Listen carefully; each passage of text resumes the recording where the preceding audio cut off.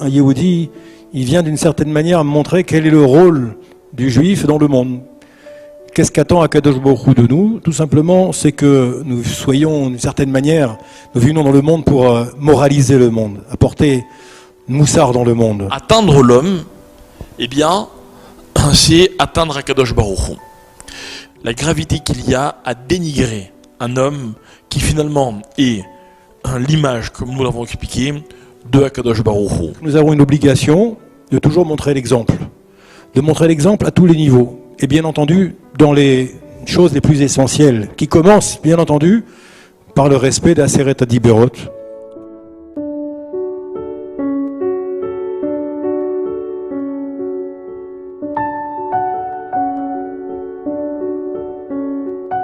Quand il s'agit de protéger la vie d'un Yehudi, eh bien entendu, il ne faut pas hésiter une seule seconde. Et celui qui hésiterait se mettra lui-même en faute par rapport à Kadosh Baruch Hu. Quand on rend les gens heureux, eh bien grâce à nous, ils vivent plus. Il y a plus de vie en eux.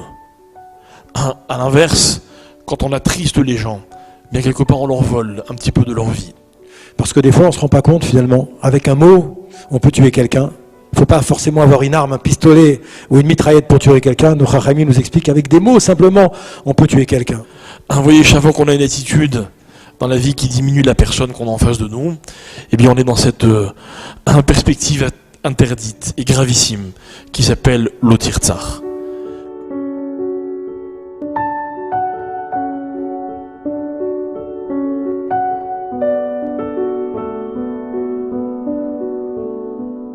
De lui faire honte en public, eh bien, la Gemara nous dit ici, En lo chelek leolamaba. Il perd sa part dans le monde futur. L'homme n'a pas le droit de tuer autrui, mais il n'a pas le droit également de se tuer à lui-même. L'Otir Tsar. Il a dit, le Rav Eman, il a dit à quoi on reconnaît un grand homme dans le peuple juif? C'est pas cet homme qui va faire des actes héroïques dans sa vie, c'est l'homme qui va être capable de respecter des petits détails, des petites choses, mais de manière extrêmement méticuleuse.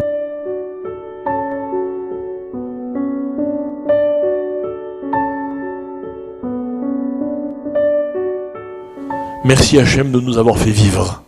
C'est ce qu'on devrait dire toute la journée, du matin au soir. Notre challenge à nous, Yehudim, chaque jour, c'est effectivement de se remettre en question, de prendre conscience de l'importance de cette vie que nous avons déjà au niveau physique quand on est en bonne santé. Il suffit malheureusement des fois d'aller dans un hôpital, ou des fois un petit souci, chas v'shalom, personnel, pour se rendre compte de ce que c'est que l'importance de la vie. On l'oublie des fois quand on est en bonne santé, n'est-ce pas? L'enseignement au quotidien du l'Otir Tsar, c'est pas de se retenir de commettre des meurtres, mais tout simplement d'exploiter la vie. La vie, il faut savoir quelle est sa vraie valeur. Il ne faut pas perdre un moment.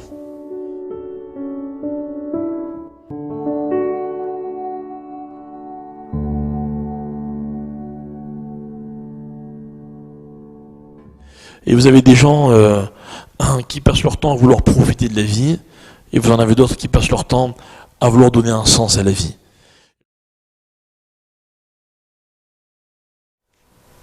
Le sujet, moi, il m'a été présenté selon Shimshon, puisque Shimshon a fait des shiurim sur les Aseret Adibrot, et donc parmi les Aseret Adibrot, il y avait donc celui de l'Otir Tsar.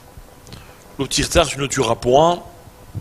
Je crois que c'est sans doute le commandement le plus évident, et on va essayer de proposer plusieurs perspectives de ce commandement l'Otir Tsar. En effet, il y a l'interdiction de tuer, tout simplement. Il y a aussi toutes les avérotes qui ressemblent à des crimes. Et il y a aussi les avérotes qui sont aussi graves que des crimes, même si elles ont a priori pas vraiment de rapport.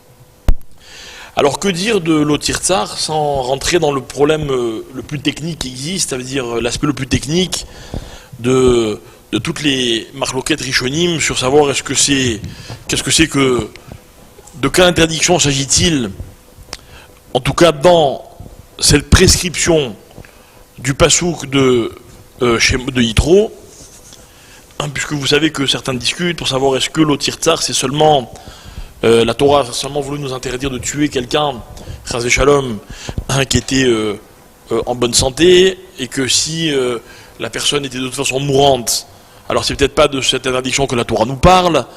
Il peut y avoir toutes sortes d'incidences qui font que finalement la mitzvah, comme toujours, elle est extrêmement ciblée. Mais personnellement, c'était pas sur cet aspect du problème que je voulais commencer notre discussion. Alors en fait, vous savez que l'Otir Tsar, c'est le premier de la deuxième série des 10 commandements.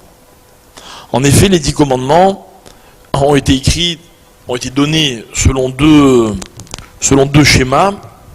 Il y a tout d'abord les 5 premières mitzvot, dont on dit qu'elles sont Ben Adam Lamakom, donc de l'homme vers Akadosh Baruch Hu, et il y a les 5 derniers commandements qui sont plutôt Ben Adam Lachavero, donc entre les hommes. Et le premier donc de ces 5 commandements, c'est l'Otir Tsar. Alors en fait, il y a une petite idée que je voulais vous soumettre, qui est la suivante. C'est qu'en fait, il y a donc un parallèle entre ces 2 séries de 5 commandements. Et que finalement, et ainsi dit le Keli Yakar, donc un enseignement qui est assez connu, et que finalement le premier commandement correspond au 6e, le deuxième correspond au 7e, et ainsi de suite. Et en fait, on va donc se rendre compte, selon cette disposition, que Anochi Hachem, donc je suis Hachem, c'est le pendant dans Ben Adam Lamakom de l'Otir Tsar dans Ben Adam Lachavero. J'imagine que vous me suivez, c'est pas très compliqué. Et donc en fait, on apprendrait de cela que de la même manière qu'on a un commandement qui consiste à nous faire prendre conscience de qui est Akadosh Baruch Hu, Anochi Hashem Elokecha, Asher Hotzeticha, etc.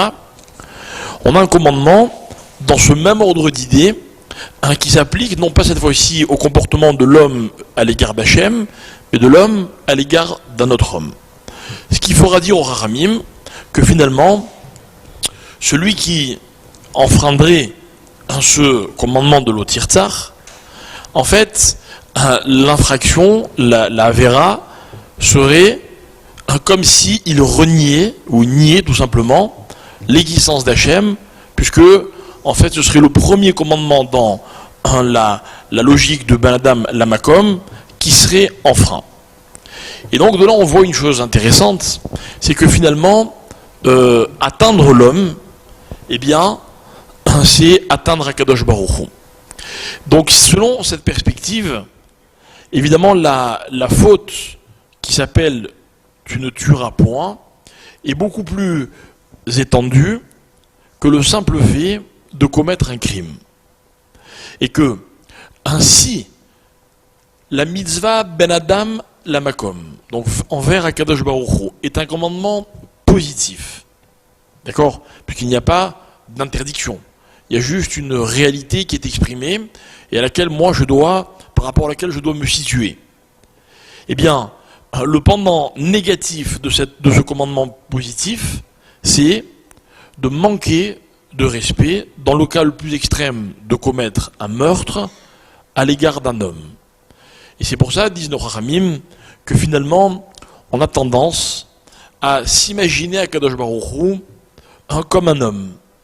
Vous savez que la Torah nous dit que Hachem a créé l'homme, Betselem Elokim Baraoto. Il a créé l'homme à l'image d'Hachem. Il faut savoir une chose, c'est que dans le sens inverse, c'est vrai aussi. Et que finalement, l'image de l'homme, c'est ce qui nous permet, de la meilleure façon, de nous figurer qui est Akadosh Baruch Hu. Moi j'ai un principe, c'est que lorsque les hommes donnent des exemples, les exemples ne valent pas grand-chose. Imaginez quelqu'un qui donnerait un exemple dans un chiour, et puis un élève s'arrêterait à l'exemple. Il dirait, j'ai une question sur l'exemple. La question d'entrée de jeu, elle est ridicule.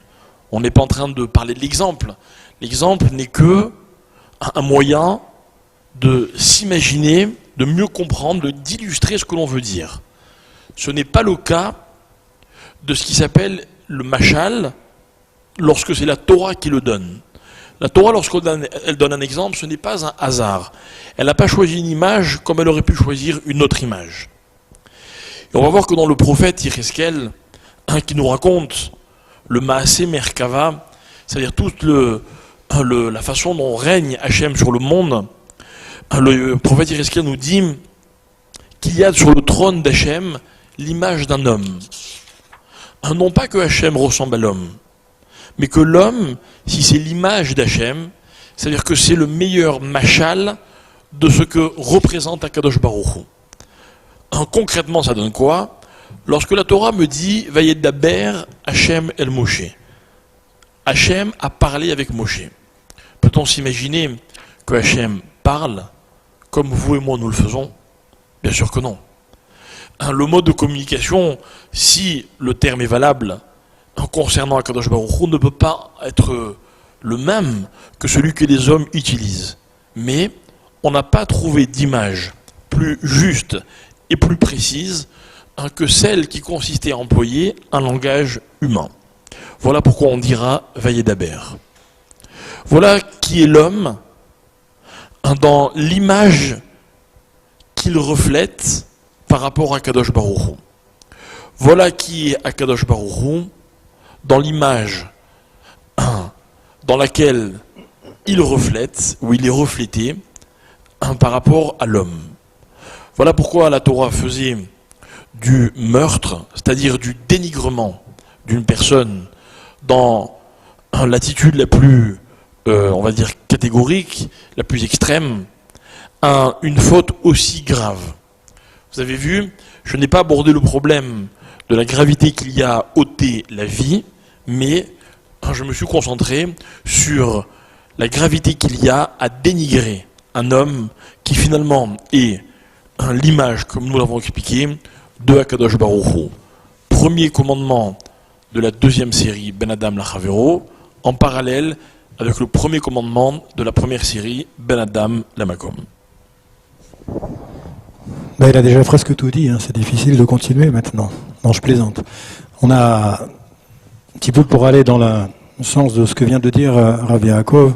J'ai pensé un petit peu comment aborder ce sujet par rapport finalement au rôle que le Yehudi peut avoir dans ce monde par rapport à ce qu'Akadosh Baruch Hu il attend de nous dans ce monde. Et je me suis dit finalement si on a ces Aseret Adiberot, finalement toutes les nations d'une certaine manière se reconnaissent un peu à travers ces Aseret Adiberot, parce que finalement quand on parle avec le commun des mortels, même avec les goïms, ils disent bien entendu que c'est évident de ne pas voler, c'est évident de ne pas tuer, c'est évident de ne pas commettre d'adultère, c'est évident, toutes les Aseret Adiberot. On peut se demander finalement pourquoi Akadosh Baruch Hu les a mis en exergue de cette manière-là dans la Torah, qui plus est à deux endroits différents, en insistant de manière très très forte sur ces obligations qui nous incombent. Et finalement, je me suis dit qu'en vérité, par le biais du respect de ces Aseret Adiberot, eh bien, un Yehudi, il vient d'une certaine manière montrer quel est le rôle du Juif dans le monde. Qu'est-ce qu'attend Akadosh Baruch Hu de nous? Tout simplement, c'est que nous soyons, d'une certaine manière, nous venons dans le monde pour moraliser le monde, apporter moussard dans le monde. C'est la raison pour laquelle c'est marqué maintenant Ve'atem tiyuli mamlechet kohanim vegoy kadosh. Donc Chachamim nous disent qu'un Yehudi, il doit être un Kohen, même s'il s'appelle Boutboul, même s'il s'appelle Ben Lolo, s'il s'appelle Citruc, quel que soit son nom en vérité, nous sommes tous des Kohanim. Mamlechet Kohanim vegoy kadosh. À partir de là, ça veut dire que nous avons une obligation de toujours montrer l'exemple. De montrer l'exemple à tous les niveaux. Et bien entendu, dans les choses les plus essentielles, qui commencent, bien entendu, par le respect d'Aseret Adiberot, qui sont des fondements essentiels, à travers lesquels un homme doit se comporter dans ce monde, n'est-ce pas? Mais ils sont, à partir du moment où ils sont essentiels, ils constituent les hamodim, quand on dit les piliers de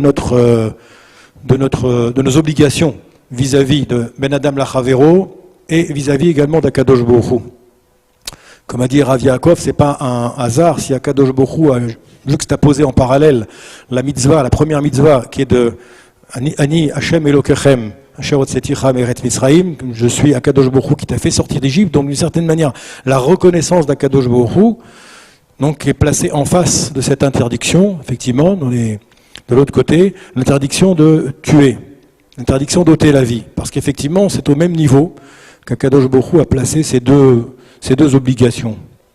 Donc on voit par là que finalement la mission du juif, c'est de porter le message d'Akadosh Baruch Hu, c'est de véhiculer la parole divine, et c'est la raison pour laquelle nous devons toujours montrer l'exemple. Mamlechet Kohanim Vegoy Kadosh. Et par quoi ça commence? Eh bien, nos Chachamim nous disent, ça commence effectivement, et Akadosh Baruch Hu nous dit, ça commence par le respect de ces Aseret Adiberot.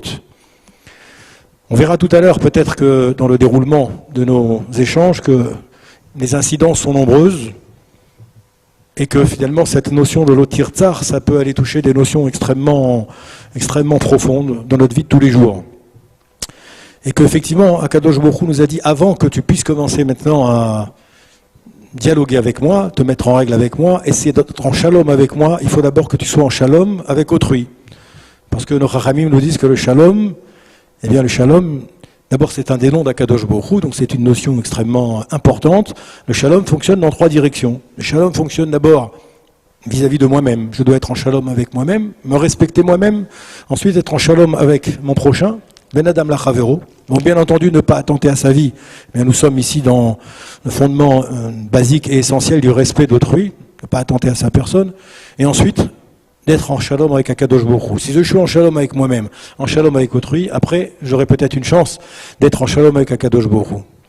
Donc on revient sur cette notion de l'Otir Tsar, où effectivement Akadosh Baruch Hu nous a dit, je t'ai donné comme ça une série de lois, dans laquelle tu vas devoir toujours exceller d'une certaine manière et montrer l'exemple. On voit que cette mitzvah, elle a la mitzvah numéro 6, on voit au niveau de, par exemple, Bamidbar Rabbah, ici il nous explique que celui qui verse le sang d'un homme, il mutile la shrina, il porte atteinte à la shrina, le fait de verser le sang de quelqu'un.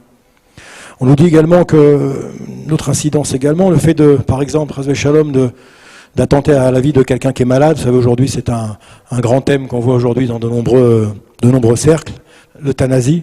Et bien également, c'est une manière également d'être au rotséar, quand je vais aller écourter maintenant la vie de quelqu'un qui est malade, qui est souffrant, qui est dans une situation difficile. On voit qu'également, c'est un issour de la Torah. On voit même que celui qui va tuer finalement, vous savez qu'il y a 2 notions dans le rotséar. Il y a celui qui va être bémézide, c'est-à-dire celui qui va attenter à la vie de quelqu'un volontairement. Il est vraiment meurtrier. Et il y a celui qui va attenter à la vie de quelqu'un involontairement. Ça peut arriver également. D'accord? Eh bien, on va voir que, bien entendu, celui qui volontairement porte atteinte à la vie de quelqu'un, il a une responsabilité capitale, et la faute également est la faute capitale. On en parlera tout à l'heure. Mais celui qui porte atteinte à la vie d'autrui, même involontairement, il a une certaine responsabilité. De là, on voit finalement, d'accord, celui qui est ce qu'on appelle Béchogeg, celui-ci va avoir une responsabilité au point qu'à l'époque du Beth Amikdash, eh bien, il y avait donc des villes de refuge qui avaient été créées pour aller donc faire en sorte de recueillir les personnes qui involontairement avaient porté atteinte à autrui. Et ces personnes devaient aller se réfugier dans ces fameuses Ir Miklat, d'accord, les villes de refuge, pour éviter quoi? Pour éviter maintenant la vengeance donc du Goël Adam. La vengeance du Goël Adam. On ne va pas rentrer dans ce sujet parce que ce n'est pas notre sujet de ce soir, mais on voit par ce biais-là qu'il y a une responsabilité aussi, malgré tout, même dans l'acte involontaire de celui qui a porté atteinte à autrui. Ce qui vient bien nous mettre en exergue l'importance de cette mitzvah, de cet ordre qu'Akadosh Baruch Hu nous demande de faire attention, l'Otir Tsar, dans toutes les palettes, dans tous les sens que peut recueillir cette injonction d'Akadosh Baruch Hu. D'ailleurs, on nous dit, de manière un petit peu anecdotique, que quand celui qui avait tué involontairement allait dans la ville de refuge, vous le savez certainement, mais nos Chachamim nous expliquent, la Torah nous explique, les Mefarshim nous expliquent, qu'en vérité, celui qui avait tué involontairement, eh bien, il devait rester dans la ville de refuge jusqu'à quand? Jusqu'au moment où le Kohen Gadol de l'époque, eh bien, quittait ce monde, n'est-ce pas? Et les Chachamim nous posaient la question maintenant, pourquoi on attendait que le Kohen Gadol quitte ce monde pour pouvoir libérer maintenant le meurtrier involontaire? Tout simplement parce que nos Chachamim nous expliquent que si on en est arrivé à faire en sorte qu'il y ait un meurtre involontaire dans le clan d'Israël, eh bien que les maîtres de la génération, si je puis dire, y compris le Kohen Gadol, a une certaine responsabilité qui lui incombe, Et donc, il doit d'une certaine manière partager cette responsabilité avec donc la personne qui, malheureusement, involontairement a dû attenter à la vie de quelqu'un. Toujours, bien entendu, pour nous expliquer l'importance extrême de cette mitzvah, d'Akadosh Baruch Hu, cette mitzvah négative qui fait partie des Aseret Adiberot.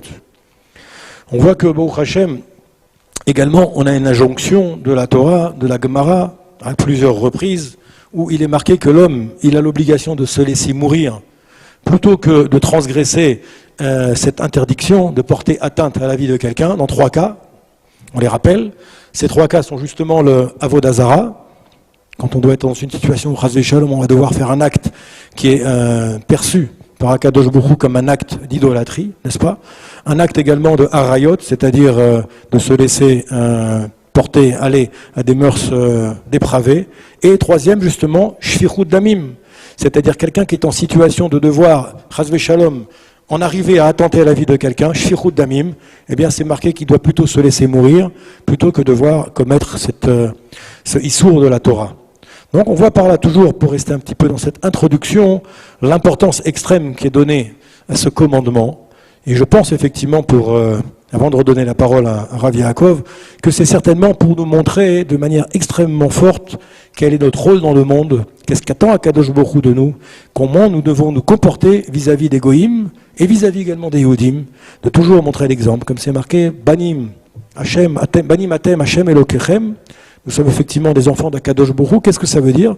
Comme on a dit tout à l'heure, comme ça a été dit tout à l'heure, nous sommes à l'image d'Akadosh Baruch Hu, et par là, on doit toujours véhiculer et donc se comporter d'une telle manière que finalement, on doit ressembler à Akadosh Baruch Hu dans tous nos actes, faits et gestes.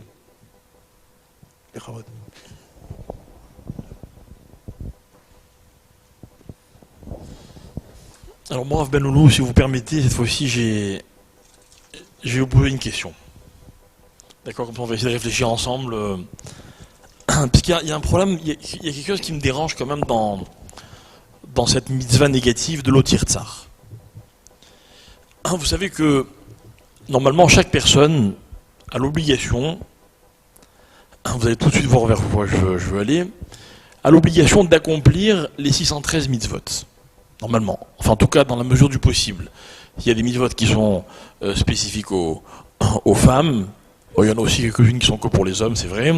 Il y a des mitzvot qui sont relatives aux Kohen, il y a des mitzvot qui sont relatives à ceux qui habitent en Eretz Israël. Mais dans la mesure du possible, on doit accomplir toutes les mitzvot. Alors ma question c'est la suivante. Ok, vous l'avez deviné.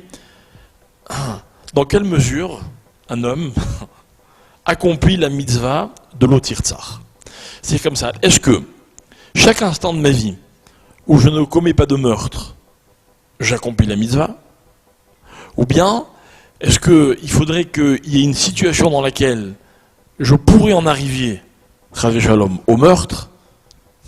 Chacun imagine le cas qui lui convient, ok? Et maintenant, je me suis retenu, tu vois, j'ai été mitgaber et j'ai réussi à ne pas accomplir, à ne pas commettre un meurtre. Alors, Rabbeinu, pourquoi je voulais vous poser la question? Parce que on va faire comme un petit peu si on était dans un Beth Midrash en train d'étudier la Gemara. J'ai 2 possibilités, 2 pistes, mais vraiment je vous pose la question, je n'ai pas la réponse, hein. C'est une réflexion. Premièrement, il semblerait que dans la Torah, il y ait une mitzvah qui soit peut-être l'accomplissement de cette mitzvah négative en positif. Quoi? Tout le monde connaît le principe de Ushmartem me'od lenafshotechem. Ça veut dire que la Torah me donne comme obligation d'être extrêmement vigilant quant à la vie. Ushmartem me'od, et vous prendrez garde, mais me'od, en faisant très attention, lenafshotechem, pour vos vies. Et de cette mitzvah, de ce commandement de la Torah, il y a une halakha qui va donc qui va émerger et qui est une halakha qui est collective à toute la Torah, puisqu'on apprend de là que quand il y a un problème de pikuach nefesh, donc quand Chas v'Shalom il y a un risque vital, ok, c'est doré kol la Torah kula. Ça veut dire que on va mettre de côté toute la Torah pour sauver une vie. Tout le monde connaît le principe du Shabbat. Si Shabbat, il s'agit de sauver une vie, ben, c'est pas qu'on transgresse Shabbat, c'est qu'il n'y a plus de Shabbat. Il n'y a plus de Shabbat. Si une, parlons positivement, une maman doit accoucher pendant Shabbat, ok, il n'y a pas de restriction.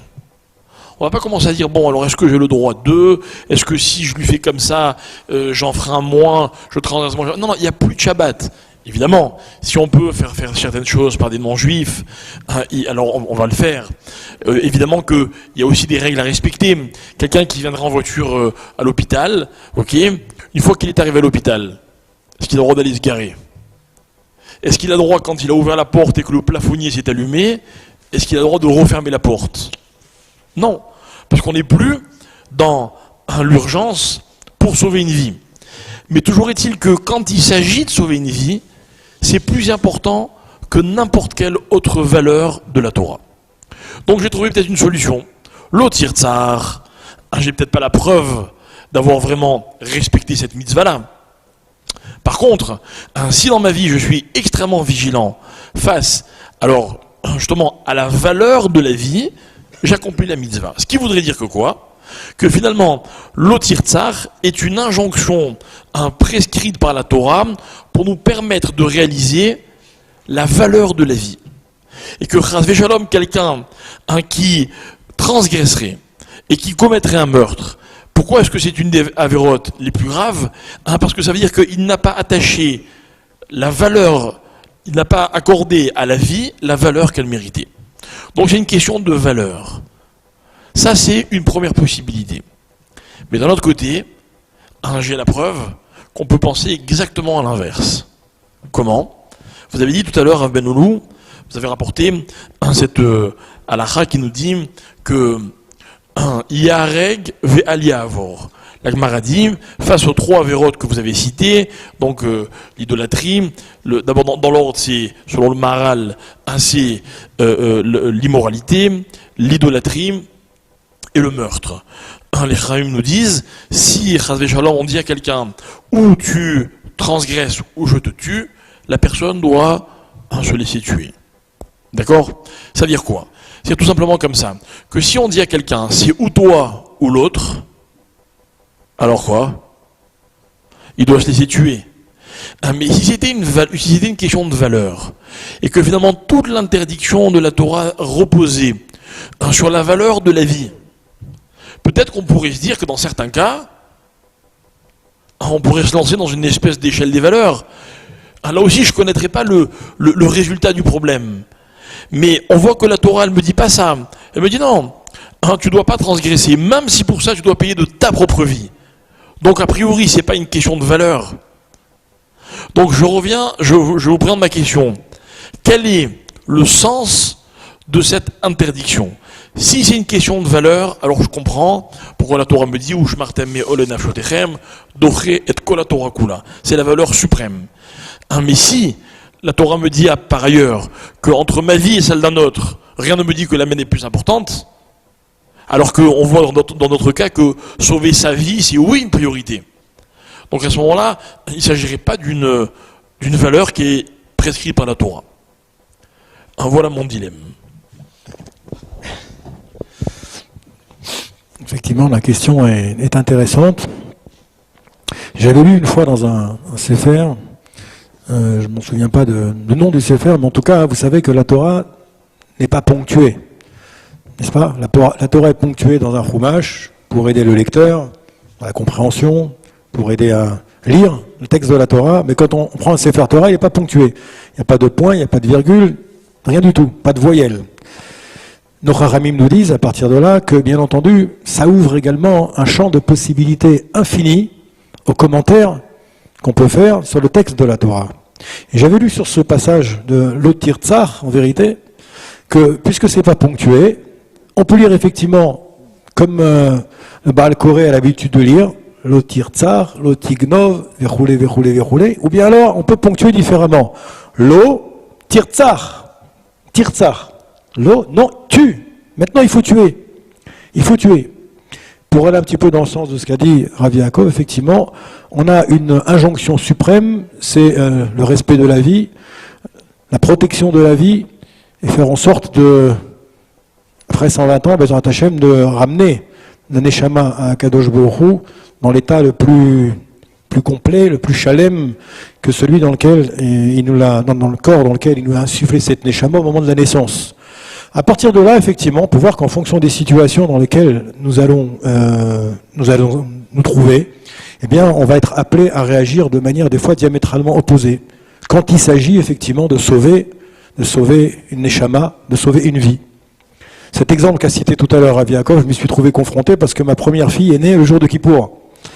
Alors, j'étais vendredi soir, j'étais chalier de Tzibour dans une synagogue en France d'ailleurs, et puis je suis rentré de la synagogue, et puis ma femme a eu la perte des os, et puis j'étais tout jeune à l'époque, je sais pas, j'avais 24, 25 ans, il y avait un rave qui était le rave de la Keïla, moi j'étais assistant, et puis je savais pas quoi faire. J'avais envie de rester à la maison, dormir et continuer la tefila de Kippour. Et puis je lui ai dit, t'es sûr qu'il faut que je parte à l'hôpital? Et puis il m'a enguirlandé. Il m'a dit, tac, tu pars tout de suite, tu sors de la maison, tu t'en vas, tu vas à l'hôpital, on appelle un taxi et tu t'en vas. Ça veut dire que voilà, nous sommes maintenant le jour de Kippour, dans un jour tel Kedusha, où il ne nous viendrait pas à l'idée de prendre le taxi, de prendre la voiture, d'aller à l'hôpital. Et voilà qu'au contraire, comme a dit Rav Yaakov tout à l'heure, celui qui ne fait pas ça maintenant, qui ne va pas prendre le taxi, qui ne va pas aller avec sa femme à l'hôpital, eh bien c'est lui qui se met maintenant en irrégularité par rapport aux règles de la Torah, aux mitzvot de la Torah. Donc on voit que sur une même mitzvah, finalement, on va avoir deux attitudes diamétralement opposées en fonction de la situation à laquelle nous sommes confrontés. L'otirtsar, effectivement, on ne doit pas attenter à la vie d'un individu, commettre un homicide, comme c'est le thème de notre du thème du cours de ce soir, mais des fois, au contraire, l'otirtsar. Si maintenant, chas v'shalom, on est dans une situation complexe où il faut sauver sa vie parce que la situation l'exige, eh bien, l'otirtsar. N'est-ce pas? On est en Eretz Israël, malheureusement. Nous avons été, quand je dis nous, nos frères, nos chayalim, eh bien, sont souvent confrontés à ce genre de dilemme, n'est-ce pas? Eh bien, sans hésiter, quand il s'agit de protéger la vie d'un Yehudi, eh bien entendu, il ne faut pas hésiter une seule seconde. Et celui qui hésiterait se mettra lui-même en faute par rapport à Kadosh Baruch Hu. Donc je ne sais pas si ça répond, ou si ça une des réponses peut-être à la question que vous posez, mais en tout cas, je l'aborde dans ce sens-là. Et on voit bien entendu qu'aux yeux de Kadosh Baruch Hu, sa logique, des fois, peut nous surprendre, parce que sa logique n'est pas la nôtre. Comme on dit tout à l'heure, bien entendu, des fois on s'imagine un petit peu à Kadosh Baruch Hu avec notre œil, avec l'œil humain, mais on sait que ça ne fonctionne pas comme ça. Une petite histoire comme ça que j'ai lue dans un sefer extrêmement intéressante, on nous dit qu'il y avait maintenant l'histoire du Ben Ishraï. Le Ben Ishraï nous raconte qu'il y avait un riche commerçant qui devait maintenant rentrer dans sa ville natale, après avoir fait des affaires. Et puis, qu'est-ce qui s'est passé? Il avait chargé sous la selle de son chameau, à l'époque il voyageait en chameau, une bourse qui était remplie de pièces d'or. Et qu'est-ce qui s'est passé maintenant? Pour ne pas voyager tout seul, il a rejoint un convoi de goïms qui allait dans la même ville que là où il devait aller. Et donc il a demandé à ces goïms s'ils pouvaient se joindre à ce convoi. Il s'est joint à ce convoi et puis ils ont commencé à faire chemin ensemble. Maintenant, lui, c'était encore une fois un riche commerçant. Le goy, il a compris maintenant qu'il avait affaire à un juif, et comme malheureusement, vous savez souvent, les goïms pensent que les juifs sont tous milliardaires, n'est-ce pas? Alors il s'est dit, j'ai un juif sous la main, celui-là, il doit être très riche. Donc il a élaboré maintenant un stratagème. Qu'est-ce qu'il a dit? Il a dit, je vais me faire copain avec ce juif, chemin faisant, je vais me le mettre un petit peu dans la poche. Et c'est ce qui s'est passé. Il a sympathisé avec lui. Ils ont commencé à sympathiser, à un tel point que maintenant, ce non-juif qui voulait maintenant attenter à la vie de ce juif pour récupérer l'argent, qu'est-ce qu'il a fait? Il a dit, viens, on va un petit peu se reposer, on va laisser avancer le reste du convoi. C'est ce qui s'est passé. Ils ont sympathisé, ils ont laissé avancer le reste du convoi, ils se sont trouvés maintenant tous les deux, tout seuls. Et bien entendu, ce qui devait se passer arriva, le non-juif, le goy a dit au juif, maintenant, descends du chameau. Il a sorti son épée, il a dit maintenant, fais des dernières prières parce que ta dernière heure a sonné. Le juif était désemparé maintenant, il a dit qu'est-ce que je vais faire maintenant? On est dans le désert, il n'y a que moi, ce goy, et puis Akadosh Baruch Hu. Alors il a regardé autour de lui, il a compris que c'était sa dernière heure. Il a regardé autour de lui, puis il a trouvé un arbre. Et sur cet arbre, il y avait un magnifique oiseau qui était là. Alors il a dit maintenant, je prends cet oiseau comme témoin devant Akadosh Baruch Hu, qui va être témoin du meurtre qui va avoir lieu maintenant. Le goy, il s'est mis à rigoler, il a dit, regarde, ce khmar, comme ça, qui prend un oiseau à témoin, il a pris son épée, il a tué, il a pris l'argent, et il a rejoint le convoi. Maintenant, il est arrivé donc là où il devait arriver, il est arrivé en ville, et puis comme maintenant il avait beaucoup d'argent, puisqu'il avait récupéré la grosse somme qu'avait ce commerçant juif, il a commencé à se rapprocher des notables de la ville. Et petit à petit, il s'est rapproché du roi. Le roi habitait dans ce voisinage comme ça de la ville où se trouvait ce goy. Il a sympathisé. À un moment donné, le roi maintenant a organisé un grand festin et il a invité bien entendu tous les notables de la ville, dont ce goy. Et donc voilà que ils se sont retrouvés maintenant à une buffet royal, une table royale, et le goy maintenant était en bout de table en face du roi. Et au moment où ils ont allé servir le premier plat, voilà que le cuisinier du roi est rentré dans la salle, a dit « J'ai voulu faire quelque chose d'original pour le roi, ce soir j'ai fait un plat unique que le roi n'a jamais vu. » Et qu'est-ce qui se passe? Il dit « J'ai trouvé maintenant un volatile original que jusqu'à présent nous n'avions jamais dégusté, je l'ai cuisiné pour le roi. Ce volatile a tel et tel nom, et je vais vous l'amener. » Il a amené le volatile qui avait été cuisiné, mais il avait laissé complet pour qu'on voie bien la tête de cet oiseau. Il l'a mis comme ça sur le plat, il l'a amené.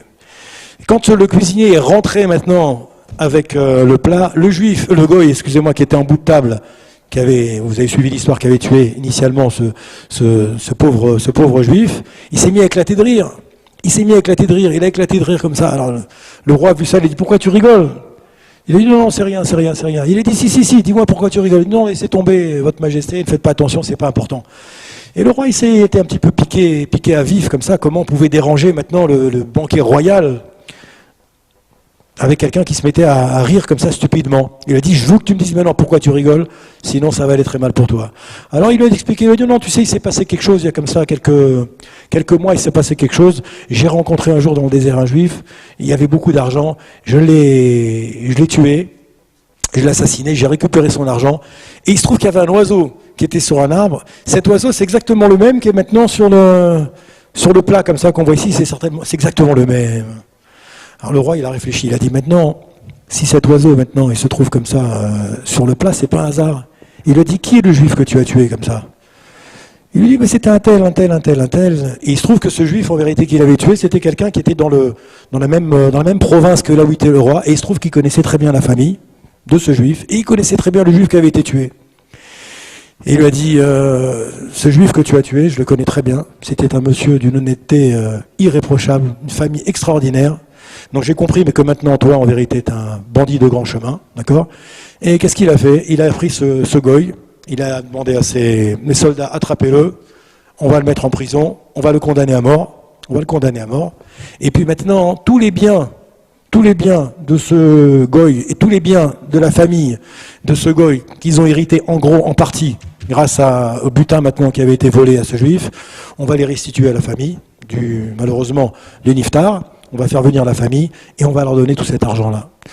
Tout ça pour expliquer finalement qu'on voit que cette notion de l'otirtsar, c'est quelque chose qui est tellement importante qu'en vérité on ne sait pas quelles en sont les incidences. On voit à travers cette petite histoire comme ça, un petit peu désuète, on voit comment Akadosh Borou, il calcule chaque chose.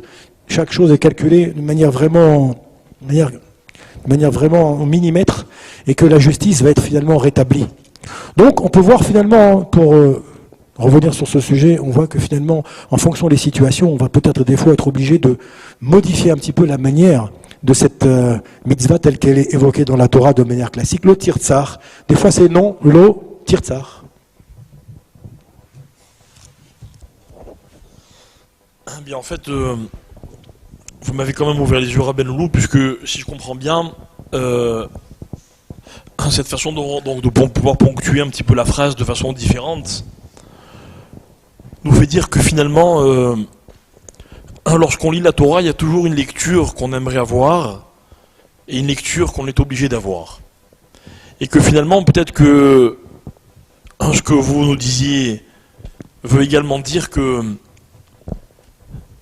l'otirtsar, ce n'est pas juste une convention, ce n'est pas juste une mise en garde que la Torah nous fait, selon une logique que tout le monde est capable de comprendre, à savoir de respecter la vie, mais que finalement c'est beaucoup plus que cela. Et que finalement c'est vrai que on a tendance des fois à respecter les mitzvot parce qu'on comprend qu'elles sont censées. Mais la vraie valeur du mitzvah n'est jamais dans le sens le plus logique que tous les hommes peuvent comprendre. Il y a une histoire que j'aime bien raconter qui m'est arrivée un jour, beaucoup moins impressionnante que la vôtre, je vous rassure. Je me rappelle que je l'ai plusieurs fois raconté dans mes cours. Lorsque j'étais un petit garçon, je sais pas, je devais avoir 8 ou 10 ans, nous habitions à Marseille, et mon père avait besoin de la signature d'un voisin, et il m'avait demandé d'aller lui faire signer un papier. Et il m'avait également demandé de lui dire qu'il lui fallait une photocopie de sa carte d'identité pour pouvoir attester de sa signature. Ok. Le monsieur était un monsieur âgé, un monsieur très bien. Et donc moi je suis un petit garçon, je dis voilà monsieur, mon papa m'a demandé de vous faire signer ce papier, enfin apparemment il était au courant. Et je lui dis, il m'a aussi demandé de vous dire que il lui faut une photocopie de votre carte d'identité pour pouvoir attester de votre signature. Il n'était pas d'accord. Il m'a dit mais pas du tout, quel intérêt? C'est ma signature. Et il me dit comme ça, il me dit je ne suis pas un menteur. Bon très bien, moi je rapporte les arguments. Et je me rappelle avoir posé une question à mon père. Je lui avais dit papa, pourquoi c'est pas un menteur? Virgule. Il n'est pas juif. Non pas que j'ai un jour pensé que les juifs n'étaient pas des menteurs, ni que tous les goïms étaient des menteurs. Ma question, elle se situait à un autre niveau. Ma question, c'était la suivante, c'était pourquoi est-il nécessaire de ne pas mentir alors que la Torah ne l'oblige pas à ne pas mentir? Ça veut dire qu'en fait, dans mon esprit de petit garçon, qui avait peut-être justement beaucoup de chemin à parcourir parce que j'avais pas compris les choses, mais c'était de me dire que les choses on les fait ou on les fait pas juste parce que la Torah nous le dit. Et vous avez parlé tout à l'heure de ce fameux thème qui est l'euthanasie, parce qu'aujourd'hui la vie est un débat. Parce qu'aujourd'hui, est-ce qu'on pourrait se permettre de dire que telle personne, de toute façon, elle est condamnée, donc raccourcir sa vie n'est pas un meurtre. Parce que si la Torah était une valeur, si la vie n'était qu'une valeur, que les hommes étaient ou pas capables d'apprécier, eh bien un jour, tuer, dans la tête des hommes, ne serait plus une faute. Mais la Torah n'a pas voulu que l'on comprenne qu'il ne faut pas tuer, parce que ça ne se fait pas de tuer. Et que finalement, si la Torah ne parlait que de valeurs, un jour, les hommes compareraient leur propre échelle des valeurs à celle de la Torah. Et voilà pourquoi, donc, je me permets de déduire de ce que vous avez dit tout à l'heure, que finalement l'idée c'est peut-être celle-là. Et que finalement, pourquoi est-ce que la Torah elle compare Anochi Hashem à l'Otirtzar? Parce que ce sont des valeurs qui n'ont rien d'humain, qui n'ont rien de logique, qui sont ce qu'elles sont, parce que la Torah nous les a imposées. Alors, pour poursuivre cette idée, je voudrais faire référence à un texte de la Gemara dans le traité de Errin, Daf Tetvav, page 15. La Gemara dit quelque chose qui est assez connu. La Gemara dit comme ça. Je vous cite les mots de la Gemara. Kola mesaper la shonara, Magdil avonot keneged gimel averot, avodazara vegilu yarayot ve shfichut damim. Donc toute personne qui raconte littéralement du lachonara, ses fautes grandissent comme les 3 péchés capitaux dont vous avez parlé tout à l'heure. En d'autres termes, on va la faire un peu plus simple.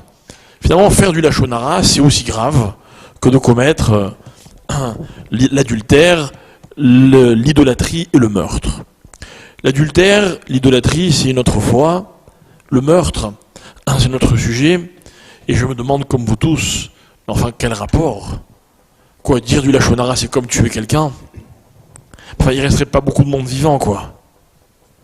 On serait d'abord tous des meurtriers, non pas en puissance, mais affirmés. Et puis, si c'était aussi grave, lorsque la Torah, elle punit elle sanctionne le meurtrier par la mort, alors pourquoi celui qui dit Lachon Hara, on lui fait rien? Si vraiment c'est aussi grave, alors la punition devrait aussi être en adéquation. Et en fait, on est dans un mois, donc tout le monde connaît le thème, qui est le thème de la Simcha. Et dans la définition de la Simcha, moi il y a un exemple que j'aime beaucoup, c'est celui que rapporte la Gemara de Souka. La Gemara de Souka, lorsqu'elle donne les tailles de la Souka minimale, elle utilise l'unité de mesure qui s'appelle le Tefar. Et la Gemara se retrouve confrontée à un problème d'une Souka qui n'avait pas tout à fait 10 Tfachim, mais qui avait plus que 9 Tfachim. Et on n'a pas d'unité de mesure qui soit de 9 Tefar et demi. Et la Gemara conclut en disant que ça dépend. Si les Tefar qui nous permettent de mesurer cette Souka, écoutez bien, sont des Tefar Saméar, alors elle est cachère. Si les Tefar sont Hatsouv, alors la Souka n'est pas kshera. Et les Chachamim m'expliquent qu'est-ce que ça veut dire un Tefar Saméar, donc comment vous traduisez un Tefar? Une poignée, un point à peu près? Un point? C'est quoi un point Saméar? Heureux. Et les Chachamim m'expliquent et ils disent, en fait, c'est tout simplement un Tefar qui fait un peu plus qu'un Tefar. Parce que Saméar, c'est quoi? C'est un peu plus. Parce que tout le monde connaît cette loi de ce qui se contracte et de ce qui se rétracte. Tout le monde sait que la chaleur permet à un matériau de se rétracter, comment on dit en français, de se dilater, merci. Ok, et au contraire, le froid a tendance à rétracter. Ok. Eh bien, nos maîtres nous disent que dans la vie, l'homme, c'est un petit peu la même chose. Vous avez deux types de personnes dans la vie. Vous avez des gens qui ont tendance à dépasser un petit peu ce qu'ils sont. Et vous avez des gens qui ont tendance à être le moins possible. Évidemment, quand les deux valeurs ne sont pas des défauts ou des fautes d'orgueil, qu'est-ce que c'est quelqu'un qui sort un petit peu de ses propres limites? Eh bien, ma foi, c'est quelqu'un qui est heureux. C'est quelqu'un, quand vous le voyez, il vous communique quelque chose. C'est quelqu'un ce serait comme une personne incapable de contenir tout ce qui est en elle. Elle diffuse, elle partage. Quand vous la rencontrez, eh bien, quelque part, elle vous contamine. Et les gens heureux sont des gens qui ne demandent qu'une seule chose, c'est à partager. D'ailleurs, on ne peut pas être heureux quand on est seul. Pour être heureux, il faut être au moins deux. Parce que Ashré en hébreu, comme tout le monde le sait, c'est un pluriel. À l'inverse, qu'est-ce que c'est que Hatsouv? Quelqu'un de triste, c'est quelqu'un qui ne cherche pas à communiquer. Vous voyez, les gens tristes sont des gens, finalement, moins ils sont en eux-mêmes, mieux c'est. Parce que ce qui les intéresse, c'est pas de diffuser, au contraire. Dans la vie, la plupart des gens qui sont seuls sont des gens tristes, mais il faut pas se tromper. Ils sont pas tristes parce qu'ils sont seuls, ils sont souvent seuls parce qu'ils sont tristes. Et à l'inverse. Et que finalement, on pourrait presque dire que être heureux, c'est vivre un peu plus, c'est être un peu plus vivant, alors que être triste, ce serait être un peu moins vivant. Et que finalement, dans la vie, on pourrait aussi permettre aux gens de vivre plus, ou malheureusement, causer que les gens vivent moins. Quand on rend les gens heureux, eh bien grâce à nous, ils vivent plus. Il y a plus de vie en eux. À l'inverse, quand on attriste les gens, bien quelque part on leur vole un petit peu de leur vie. Évidemment, on va se rendre compte que l'Otir Tsar, évidemment, on n'est pas dans le pshat, on n'est pas dans le sens simple et clair des choses, mais finalement, on peut voler à quelqu'un une partie de sa vie, même sans commettre de meurtre. On peut tout simplement diminuer une personne. Et diminuer, c'est déjà un meurtre. Et finalement, qu'est-ce que c'est que la faute du Lachon Hara? Le Lachon Hara, quand vous dites à quelqu'un, mais ce que tu dis c'est du Lachon Hara, la réponse que vous entendez le plus souvent, c'est quoi? C'est que les gens vous disent non mais c'est vrai. Évidemment que c'est vrai, c'est pour ça que c'est du lachon hara d'ailleurs. Si c'était faux, ce serait encore bien plus grave. Mais ça veut dire quoi c'est vrai? Alors moi, Rav Ben Loulou, ceux qui ont l'habitude d'écouter mes cours le savent, moi évidemment j'aimerais pas qu'on dise du lachon hara de moi. Mais je vais vous dire quelque chose. J'aimerais qu'on dise de moi ni du lachon hara, ni du lachon tov. J'aimerais qu'on dise ni du bien ni du mal. Non pas que j'aime pas qu'on dise du bien de moi, j'aime, comme tout le monde. Mais vous remarquerez une chose, c'est que quand on dit du bien de vous, je ne sais pas si ça vous est déjà arrivé, vous restez toujours sur votre faim. Quand les gens terminent, vous dites c'est tout ce qu'il y a à dire sur moi. Quand on vous fait un compliment, on vous dit ce que tu as fait c'était bien. Vous dites c'est tout, c'était pas très bien. Pourquoi? Parce que finalement, la parole, elle a un grand problème, elle a un grand défaut, c'est qu'elle est toujours réductrice. Et que réduire quelqu'un, eh bien c'est lui voler quelque chose. C'est lui voler une partie de ce qu'il est. Et comme je le dis toujours moi, si jamais j'étais un sujet de conversation intéressant, j'accepterais qu'on parle de moi à une condition. C'est que ou on dit tout, ou on dit rien. Parce que dire la moitié, ça ne me convient pas non plus. Alors quand vous dites du mal, c'est peut-être vrai, mais c'est une infime partie de ce que je suis, donc c'est pas juste. Donc ça veut dire que la shonara, en quoi est-ce que ça s'apparente à l'interdiction de tuer? C'est parce que tuer, c'est pas voler la vie de quelqu'un. Celui qui a vécu, c'est pour toujours, mais on lui a raccourci sa vie. Certains diront même, mais de toute façon il devait mourir. La preuve, c'est que Hachem a laissé faire. Mais moi, le meurtrier plutôt, c'est par lui qui est passé ce raccourcissement, cette diminution. Et vous voyez, voler, c'est pas plus que cela. Donc réduire quelqu'un dans la parole, c'est aussi lui voler une partie de sa vie. C'est exactement comme rendre quelqu'un triste alors qu'il méritait d'être heureux. Vous voyez, chaque fois qu'on a une attitude dans la vie qui diminue la personne qu'on a en face de nous, eh bien on est dans cette perspective interdite et gravissime qui s'appelle l'otirtsar. C'est pas seulement une valeur que les hommes sont capables de comprendre, comme dire ah oui, tuer quelqu'un c'est grave, parce que si c'était que cela, eh bien ça ouvrirait la porte à des débats comme celui que vous avez cité tout à l'heure, pour savoir qu'est-ce que vraiment est un être vivant, qui est vraiment vivant, mais au contraire, c'est une valeur parce que la Torah nous a demandé de la respecter comme telle, même si je ne comprends pas. Que même voler une partie infinitésimale de l'existence de quelqu'un, eh bien ça s'appellerait l'otirtsar. Voilà pourquoi, en quoi est-ce que c'est en parallèle avec le fondement de tout le reste, qui était le premier des commandements, celui dans lequel on dit Anochi Hachem. Il ne viendrait à l'idée de personne de réduire ne serait-ce qu'un tout petit peu de ce qu'est Akadosh Baruch Hu. Un homme, c'est la même chose, c'est une valeur absolue, c'est une valeur qui est entière. Envoler ne serait-ce qu'une toute petite partie, ça s'appellerait selon la Torah commettre un meurtre. Pour un petit peu, Rav Yaakov m'a ouvert finalement une porte intéressante. Et c'est peut-être Mina Shamaim parce que vous savez qu'il y a une tradition, certains Yehudim ont à cœur d'étudier chaque jour ce qu'on appelle le Chok l'Israël. Le Chok l'Israël, c'est un Rav qui a pris sur lui de découper l'ensemble du Chumash en une étude quotidienne et ajouter la Torah orale, de la Torah écrite, etc.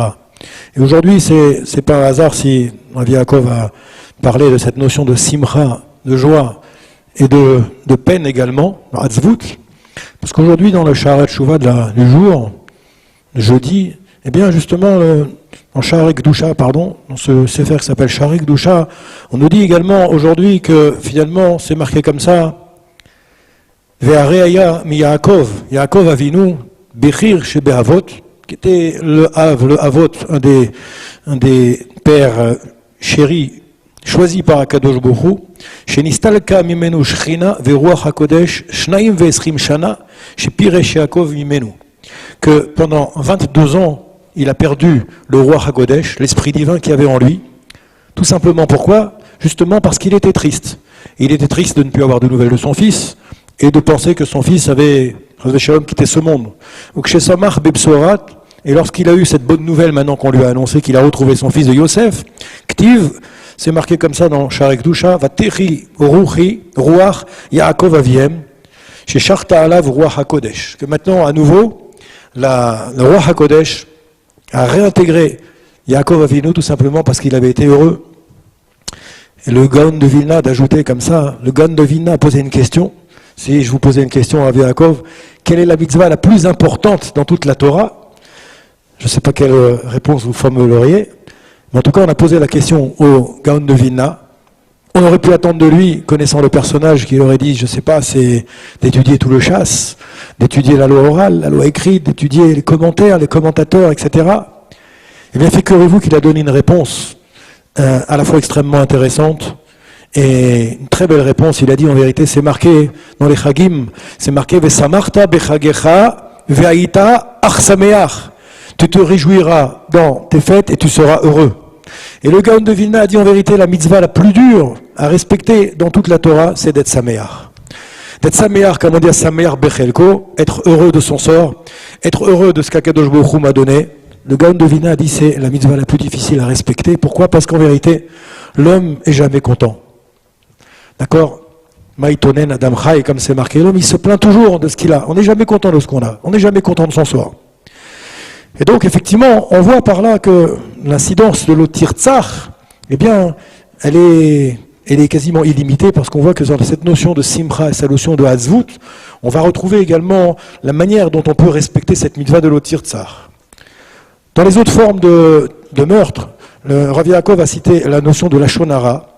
Il y a une autre notion très importante, c'est marqué dans la Gemara Baba Metzia, à la page 98. C'est marqué comme Amalbim, Kol Amalbim Pnei Chavero Barabim, En Lo Chelek Leolam Abba. Je traduis. Toute personne qui en arriverait à faire rougir, Malbim en vérité c'est, on prend le terme de blanchir en vérité, mais vous avez compris que c'est faire rougir quelqu'un en public, c'est-à-dire lui faire honte en public, eh bien, la Gemara nous dit ici, En lo chelek leolam haba. Il perd sa part dans le monde futur. On voit par là finalement cette injonction qui nous est donnée de faire très très attention à nos mots, à nos attitudes, à nos comportements vis-à-vis d'autrui. Parce que des fois on ne se rend pas compte finalement, avec un mot, on peut tuer quelqu'un. Il ne faut pas forcément avoir une arme, un pistolet ou une mitraillette pour tuer quelqu'un. Nos Chachamim nous expliquent qu'avec des mots simplement, on peut tuer quelqu'un, on peut blesser quelqu'un de manière des fois, chas v'shalom, irréversible, si en plus on ne s'est pas rendu compte du nézek qu'on a causé chez l'autre. C'est la raison pour laquelle on a cette injonction de la Torah de Kol Amalbim Pnei Chavero Barabim En Lo Chelek Leolam Haba. On a des fois dans la vie de tous les jours des situations auxquelles on doit faire face, et des fois on ne s'en rend même pas compte. Une autre petite anecdote qui m'est arrivée, parce que ça vient imager un petit peu ces préceptes de la Gemara ou du Chumash. Un jour, j'ai eu l'occasion de faire une Achnasat Sefer Torah dans ma synagogue, et puis ici à Beit Vegan, et puis j'ai fait cette Achnasat Sefer Torah, tout le monde était très content, on a fait une très belle fête, comme ça se passe toujours. Et puis quelques jours après, une semaine après, 2 semaines après, une personne qui était un ami, je croise dans la rue, et puis il part sur le trottoir d'en face. Bon, je dis peut-être c'est un hasard. Je le recroise le lendemain, il part sur le trottoir d'en face. Je le recroise, il part sur le trottoir d'en face. Je dis c'est pas possible, il y a quelque chose qui ne va pas. Alors dans cette telle situation, nos Chachamim nous disent qu'il faut toujours essayer d'aller voir la personne pour s'expliquer avec lui. Il ne faut pas rester chas v'shalom fâché avec quelqu'un. Il faut toujours comprendre pourquoi quelqu'un a priori vous en veut, qu'est-ce qui a pu se passer dans la vie pour qu'on arrive à une situation comme ça. J'ai été voir cette personne, je lui ai dit moi, je vais prendre un autre nom. Il y a Yaakov, ça ne s'appelle pas Yaakov. Rien à voir avec vous. Donc Yaakov, qu'est-ce qui se passe? J'ai l'impression que tu me fais la tête, tu me parles pas. Ça fait chaque fois que je te vois, tu changes de trottoir. Et il me dit comme ça, mais tu sais pas pourquoi je te fais la tête? Je lui dis non, pas du tout. Tu sais pas pourquoi je te fais la tête? Je lui dis non, pas du tout, explique-moi. Il me dit, mais je vais t'expliquer pourquoi tu me fais la tête. Tu as fait une inauguration, il y a de cela quelques semaines, dans ta synagogue. Je dis oui, l'inauguration à Sefer Torah. Il dit oui, je dis oui, très bien. Et tu te rappelles qui c'est qui t'a mis en contact avec la personne qui a fait que tu as intronisé ce Sefer Torah dans ta synagogue? Je dis oui, je me souviens, c'est toi. Effectivement. Et cette personne m'avait mis en contact avec quelqu'un en France qui avait fait don d'un Sefer Torah, qui voulait le mettre dans une synagogue en Israël, à Yerushalayim. Et Baruch Hashem, c'est tombé dans notre synagogue. Il me dit, donc tu te souviens, c'est moi qui t'ai mis en contact avec cette personne? Je dis oui. Il me dit, t'as fait l'inauguration du Sefer Torah, n'est-ce pas? Il dit oui. Il me dit, tu te souviens que tu ne m'as pas invité? Je lui ai dit, effectivement, je ne t'ai pas invité. j'étais pas invité. Alors moi, il se trouve que quand j'ai organisé cette cérémonie, j'étais pas en Israël, j'étais en France. J'ai pas organisé cette cérémonie, des personnes l'ont organisée ici. Je suis arrivé le jour de la cérémonie. Et en vérité, on n'a pas fait de carte d'invitation. Ça s'est fait comme ça se fait souvent pour ce genre de cérémonie, de bouche à oreille et par message interposé. Et cette personne, effectivement, on l'a oublié. On l'a oublié. Alors je lui ai dit, écoute, Mechila, je m'excuse de tout mon cœur parce que j'avais aucune intention de ne pas t'inviter. Bien entendu, au contraire, si j'avais une personne que j'aurais dû inviter, je t'aurais invité en premier, mais j'ai quasiment invité personne parce que j'étais pas sur place. Il m'a dit non, je te pardonne pas. Je te pardonne pas. Je lui ai dit, alors, qu'est-ce que je peux faire maintenant pour que tu me pardonnes? Il m'a dit, pour que tu me pardonnes, pour que je te pardonne, il faut qu'un jour tu sois en public, devant tout le public de ta synagogue, et tu demandes Mechila devant toute ta synagogue, et qui plus est quand je serai là. Alors je lui ai dit, bon, peut-être qu'un jour Akadosh Baruch Hu réunira les conditions. Et Mina Shamaim, quelques jours après, c'était Kippour. Je devais faire Kippour dans ma synagogue était trop petite, je loue un makom, ici à Beit Vegan, pour faire l'office de Kippour. Et puis voilà que les gens arrivent, au Hachem, et puis Erev Kippour, on a toujours l'habitude de dire un petit mot avant de commencer la tfila, justement pour mettre les gens un petit peu dans l'ambiance de Kippour. Et puis j'allais commencer à parler, puis Tom, la porte s'ouvre, et cette personne rentre dans la synagogue, et vient s'asseoir au fond de la synagogue. Alors c'était pas prévu qu'elle vienne prier avec moi, ce jour-là. Alors là, j'ai dit, toi, je vais pas te rater. Et effectivement, Baruch Hashem, j'ai pris la parole et j'ai expliqué, bien entendu, le comportement qu'on devait avoir vis-à-vis d'autrui. Toujours, bien entendu, être mochel, être vatranout, passer l'éponge, comme on dit en bon français. Ne pas être capdan, comme ça, ne pas être strict sur des sujets des fois, et puis surtout faire très attention de ne pas blesser quelqu'un. Et j'ai dit voilà, j'ai raconté ma petite histoire devant tout le monde. Il y avait 200 personnes dans la salle, et j'ai dit voilà, moi sans faire exprès, un jour j'ai blessé quelqu'un qui a été fortement vexé, contrarié, et il se trouve que cette personne est dans la salle, et donc maintenant devant tout le monde, je demande Mechila, devant toute l'assemblée, parce que voilà. Et la personne, elle s'est mise à pleurer. Elle est venue me trouver, elle m'a embrassé. On a commencé l'office de Kippour dans cette ambiance-là. Alors, Chas v'Shalom, c'est pas pour citer mon exemple, mais pour dire des fois on se rend pas compte comment avec un mot ou comment avec une attitude, on peut effectivement en arriver, Chas v'Shalom, à être également un rotsear, à être un meurtrier involontaire ou des fois volontaire, quand ce sont des choses plus graves. C'est la raison pour laquelle nos Chachamim nous ont donné ces injonctions de faire attention finalement, à la fois dans cette notion de précaution qu'il faut prendre lorsqu'on s'adresse à autrui, de faire attention à sa bouche, de faire attention à ne pas faire de la shonara, de faire attention à ne pas avoir d'attitude comme ça qui soit blessante, cassante, vexante, et surtout de tout de suite essayer de réparer quand il se passe quelque chose. Vous savez qu'une des midotes les plus importantes dans toute la Torah, moi celle que je considère peut-être comme étant la plus importante dans la Torah, c'est justement la vatranout. La vatranout, c'est-à-dire c'est quelque chose qui est de pas s'arrêter, de laisser couler, de ne pas être encore une fois strict, de ne pas être comme ça, de ne pas relever les choses quand elles se présentent à nous. Et justement avant de redonner la parole à Rav Yaakov, on nous dit ici, toujours dans ce Sha'ar Kedusha, on nous dit ici comme ça, c'est marqué En haolam mitkayem ela bemi shebolem piv beshat meriva. Le Sha'ar Kedusha nous dit qu'il n'y a pas de plus grande mida, il n'y a pas de plus grande attitude qu'une personne qui littéralement se fait agresser verbalement et qui ne réagit pas. Ne réagit pas. Au contraire, elle va baisser la tête, elle va accepter maintenant la situation dans laquelle elle se trouve, elle va pas réagir. Et ici, c'est marqué que, en vérité, cette personne-là, c'est marqué dans Iyov ou dans Shoftim, je me souviens plus, c'est marqué comme ça que Ashrei Adam Makir Erko Veyom Amitan Neged Einav Veyodea Sheu Lefanav Aborit Barach Shemo Vezocher Shenoten Lo Chaim Leovdo Velasok Beturato Vechen Wose Vadai Aouv Lemala Venechmad Lemata Vachem Imo. C'est sûr que cette personne qui a compris effectivement pourquoi Kadosh Baruch Hu nous a donné ces injonctions de ne pas réagir, de ne pas s'énerver, de ne pas s'emporter, de ne pas faire de la shonara, de ne pas avoir des propos blessants ou cassants vis-à-vis d'autrui, eh bien c'est une madriga extrêmement élevée parce qu'elle va permettre effectivement d'abord qu'il ait le shalom vis-à-vis de lui-même, shalom vis-à-vis d'autrui et qu'il ait le shalom vis-à-vis d'Akadosh Baruch Hu. Bien entendu, c'est le travail de toute une vie parce qu'on se dit comment arriver à cette madriga, c'est le travail de toute une vie. Et pour ça, la Torah, elle donc met en exergue ces commandements, l'otir tsar. Même si ça paraît évident, eh ben on va commencer à comprendre finalement que c'est pas si évident que ça. Et souvent les choses les plus évidentes sont les choses les plus difficiles à respecter. Comme a dit un jour le Rav Eman, que vous connaissez peut-être à Paris, le Rav Eman, il a dit à quoi on reconnaît un grand homme dans le peuple juif. C'est pas cet homme qui va faire des actes héroïques dans sa vie, c'est l'homme qui va être capable de respecter des petits détails, des petites choses, mais de manière extrêmement méticuleuse, de manière extrêmement rigoureuse, de manière extrêmement mesurée, de manière extrêmement avec un cédère, comme on dit, avec un ordre dans les choses. Et c'est peut-être pour ça que des choses qui peuvent nous paraître extrêmement évidentes, eh bien en vérité, on voit que c'est souvent les choses les plus difficiles à respecter. Et cette notion de l'otir tsar, qui paraît effectivement, même quand on parle avec des goïms, comme je l'ai dit en préambule, c'est évident qu'on ne doit pas tuer, prendre un poignard, et puis aller maintenant, chas v'shalom, attenter à la vie de quelqu'un. Eh bien, on voit en vérité que c'est pas si évident que ça quand on commence à rentrer dans les détails, dans les ramifications de cette mitzvah, de ce commandement de la Torah.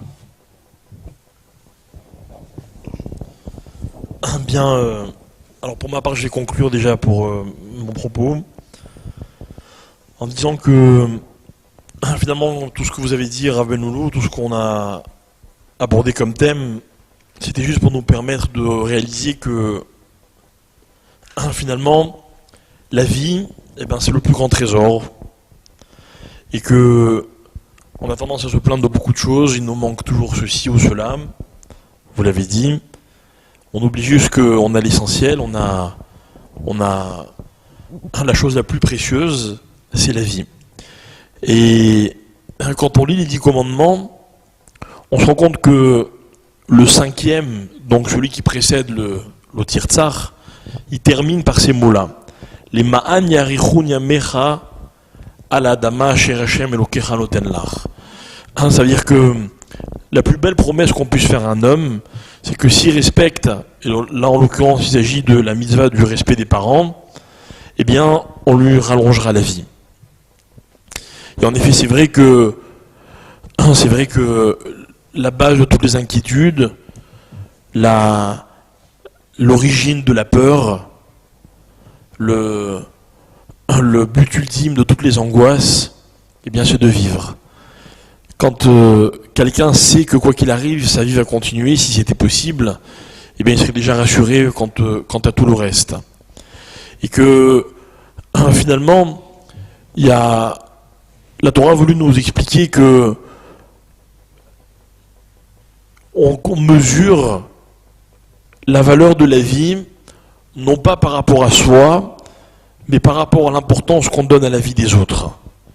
Et s'il est vrai que chacun connaît la valeur de sa propre vie, eh bien on va déceler chez quelqu'un s'il est vraiment en mesure de réaliser l'importance de cette valeur de la vie par rapport à l'importance qu'il donne à la vie des autres. Mais, comme vous le savez, Shimshon me l'a fait remarquer tout à l'heure, il y a une interdiction dans la Torah, en tout cas selon les Chachamim, que l'homme n'a pas le droit de tuer autrui, mais il n'a pas le droit également de se tuer à lui-même. L'otir tsar. Et en fait, le Maharal de Prague explique et dit la chose suivante. Il dit en fait, lorsque quelqu'un, dans chaque avéra, il y a, comment dire, une attitude dans laquelle on voit que l'homme dénigre l'existence d'Hachem, et comme on disait au début de notre propos, l'image qu'incarne l'homme d'Akadosh Baruch Hu.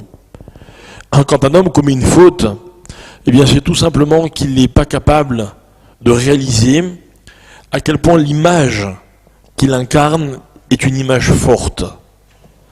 J'ai un jour un de mes maîtres qui m'avait dit une chose, il m'avait dit le seul moyen de ne pas fauter dans la vie, c'est d'être orgueilleux.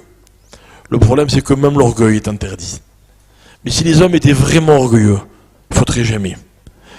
Quelqu'un d'orgueilleux, c'est quelqu'un qui se dit, mais quoi, moi faire une chose pareille, mais c'est pas possible. Aujourd'hui, le mot orgueil, il est remplacé par le mot snobisme.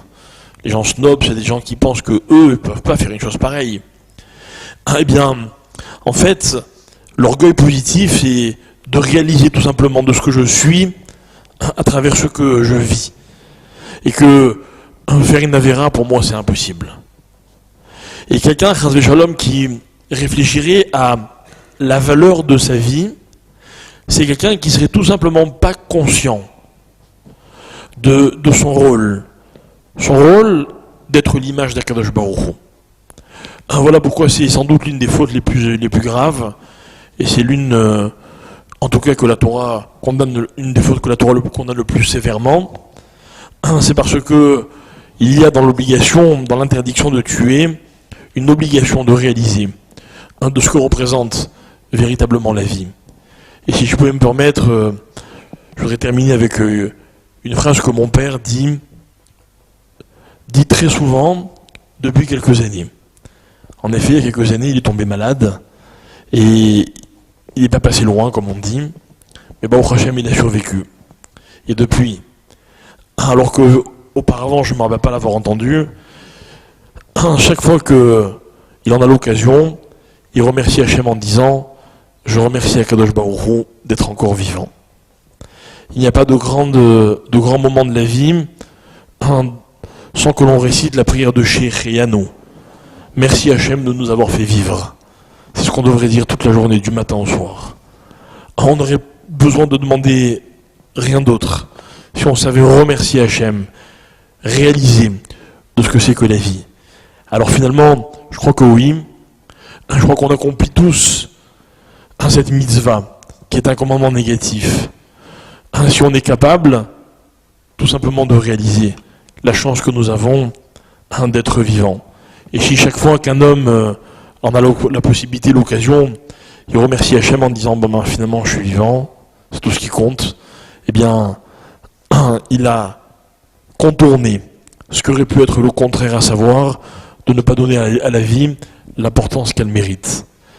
Et c'est pas un hasard si dans les milieux religieux, vous avez remarqué, on a beaucoup d'enfants.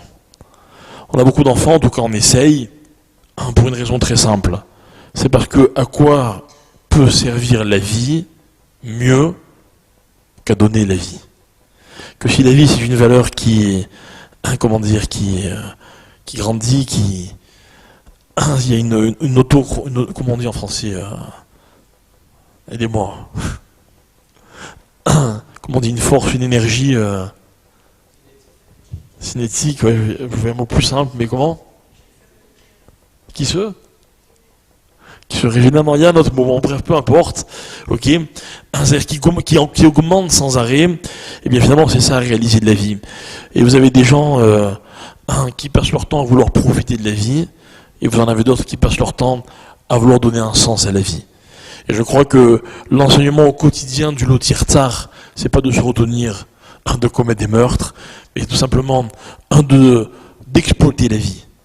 La vie, il faut savoir quelle est sa vraie valeur. Il ne faut pas perdre un moment. Il y a tant de choses que l'on peut faire jeune, et vous avez des gens qui disent bon j'ai le temps, et puis ils passent à côté de l'essentiel. Il y a tant de choses qu'on remet au lendemain, il y a tant de choses que l'on ne fait pas en se disant que dès que j'aurai le temps je le ferai, et finalement le temps passe. Et c'est la vie qui s'écoule, et on se rend compte qu'on n'en a pas vraiment profité. Profiter de la vie, c'est lui donner un sens. C'est-à-dire c'est l'exploiter au maximum. Pas pour en tirer une jouissance, mais au contraire, pour que chaque chose que l'on fait dans cette vie, eh bien, donne un sens encore plus grand à cette vie-là. La vie, c'est le support de tout le reste, et tout le reste, c'est ce qui donne un sens à ce support. Alors, avant de vous redonner la parole, je voudrais remercier Hachem, donc on ait pu vivre cette soirée. Ok. Et si on devait prendre un engagement, en tout cas de mes propos à moi, de cet enseignement de l'Otir Tsar, ce serait tout simplement de passer notre temps à réaliser que c'est le bien le plus précieux, que c'est un bien qu'on n'a pas de gaspiller, qu'on doit exploiter, et de profiter du mieux possible de la vie en lui donnant un sens. En se disant chaque jour qui est passé, c'est un jour qui valait la peine d'être vécu. Et je voudrais dire à tous les gens qui sont à la veille de prendre des grandes décisions, que les décisions, on peut toujours les prendre, mais que le temps, on ne peut pas l'empêcher de passer. Et que finalement, dans la vie, il vaut mieux se tromper pour avoir pris une mauvaise décision, enfin une pas très bonne décision, mais de ne pas avoir laissé passer le temps, que de se dire, j'ai pas pris la décision, mais le temps il est passé, celui-là je peux plus le rattraper. Voilà ce que c'est aussi de ne pas commettre de meurtre, de ne pas diminuer. Là, on n'est plus dans la quantité de la vie, mais dans la valeur de la vie. Dans Razak, je pensais à J'ai eu l'occasion de rencontrer le Rav Raikin, le Sadik Vekadosh Ivracha, à la sortie d'un mariage, un jour à Aix-les-Bains. Et il venait à peine d'arriver au mariage qu'il repartait. Il est resté 10 minutes, un quart d'heure au mariage. Alors moi, j'ai été le voir à la fin. Je lui ai dit, Rav, pour prendre une bracha, je lui ai dit, Rav, vous partez déjà? Il m'a dit, comment vous vous appelez? Je lui ai dit, je m'appelle Eliaou. Il m'a dit, mon cher Eliaou, retenez bien ce que je vais vous dire. Il m'a montré sa montre. Il m'a dit, pensez, n'oubliez jamais qu'une seconde qui vient de passer, on ne va jamais la retrouver. Cette seconde, elle est perdue. Moralité, le temps, comme a dit Rav Yaakov en guise de conclusion, est tellement précieux qu'il ne faut pas laisser passer les secondes comme ça de manière inutile.